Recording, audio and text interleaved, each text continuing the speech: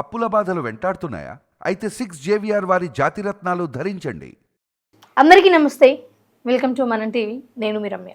So గత కొన్ని రోజుల నుంచి ఏ మీడియా ఛానల్లో చూసినా బండి సంజయ్ కొడుకు బండి భగీరథ్, అలాగే ఆ పోక్సో కేసు ఆరోపణలు, ఎవిడెన్సెస్ ఏవో ఇవన్నీ కూడా సోషల్ మీడియాలో వైరల్ అవుతున్నాయి.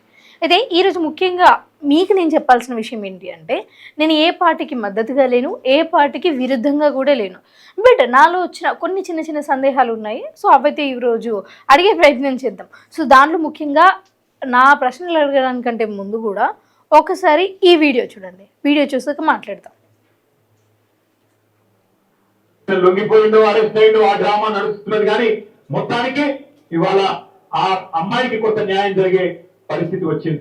ఇవాళ నేను ఒకటి అడుగుతా ఉన్న ప్రధానమంత్రి మోడీ గారిని, అయ్యా మీరు అంటున్నారు బేటీ బచావ్ బేటీ పడావ్ అంటున్నారు.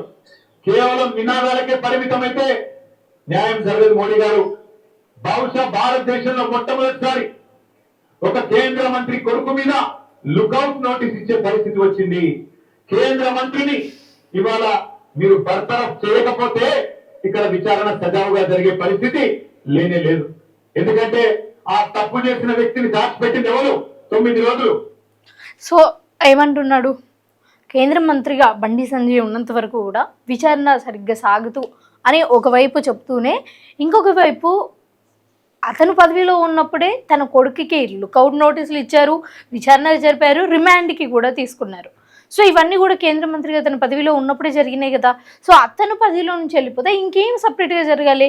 ఇంతకుముందు నువ్వు అన్నట్టుగానే కేటీఆర్ గారు ఆల్రెడీ ఇక్కడ ఏదో న్యాయం జరగబోతుంది అన్నట్టుగా మాట్లాడినప్పుడు అక్కడ విచారణ కరెక్ట్గా జరుగుతుంది అని మీకు అనిపించినప్పుడే కదా ఆ మాట అనేది.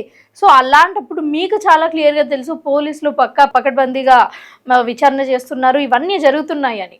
అయినా సరే ఈ పొలిటికల్గా ఒకరి మీద ఒకరు బురద చల్లుకోవడానికి, వీళ్ళ మీద వాళ్ళు వాళ్ళ మీద వాళ్ళు చల్లుకోవడానికి ఇవన్నీ కూడా మీరు పన్నాగాలు చేస్తున్నట్లుగా అనిపిస్తుంది. ఎందుకంటే కేంద్ర మంత్రి కొడుకుకే లుకౌట్ నోటీసులు ఇచ్చారు, ఆల్రెడీ పోలీసులు పట్టుకున్నారు, ఇప్పుడు జైల్లో ఉన్నారు అంటే దాని అర్థం ఏంటి?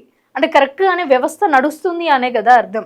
అండ్ ఇంకొకటి ఇక్కడ చాలా క్లియర్గా గమనించాల్సిన విషయం ఏంటి అంటే, కవిత కావచ్చు లేకపోతే కేటీఆర్ కావచ్చు, వీళ్ళిద్దరూ కూడా పిఎంకి లెటర్ రాశారు అండ్ అభ్యర్థించారు దట్ ఈ పదవి నుంచి బండి సంజయ్ని తొలగించాలి అని.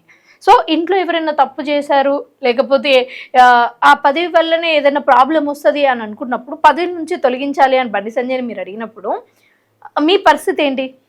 మీ పరిస్థితి ఏంటి అని ఎందుకు అంటున్నానంటే, ఈ వీడియో చూస్తే మీకు అర్థమవుతుంది. మహిళల హక్కుల గురించి మాట్లాడతాను, మైనార్టీ గురించి మాట్లాడతాను.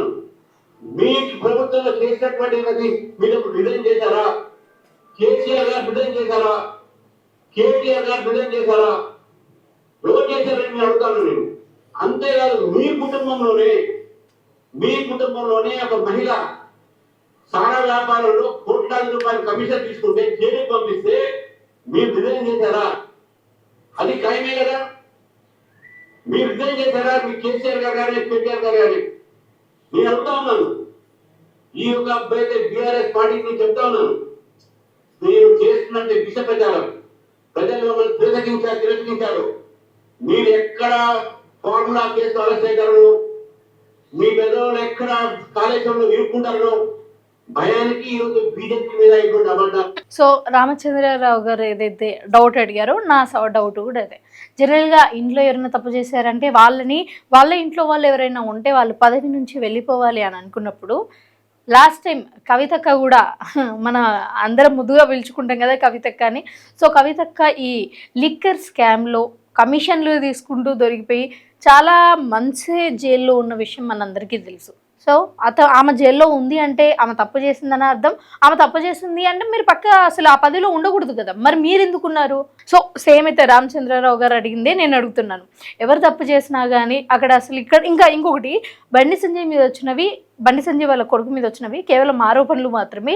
అదే కోర్టు త్రూ నిర్ధారించబడినంత వరకు కూడా ఎవరినైనా సరే క్రిమినల్ అంటే, ఒకవేళ వాళ్ళు నిజంగా తప్పు చేస్తే ఓకే, ఒకవేళ తప్పు చేయకపోతే వాళ్ళ మానసిక పరిస్థితికి ఎలా ఉంటుంది, అసలు వాళ్ళు నెక్స్ట్ బ్రతుకుంటారా లేదా అన్నది కూడా మనం ఆలోచించాలి. ఎందుకంటే చాలామంది సెన్సిటివ్గా ఉండే వాళ్ళు కూడా ఉంటారు. సో అందరినీ దృష్టిలో పెట్టుకోండి. ఇంకా ఏదైతే నిర్ధారించబడలేదో నిర్ధారించబడ్డ తర్వాత మనం కావాలంటే మళ్ళీ క్లియర్గా వీడియో చేద్దాం. Thank you.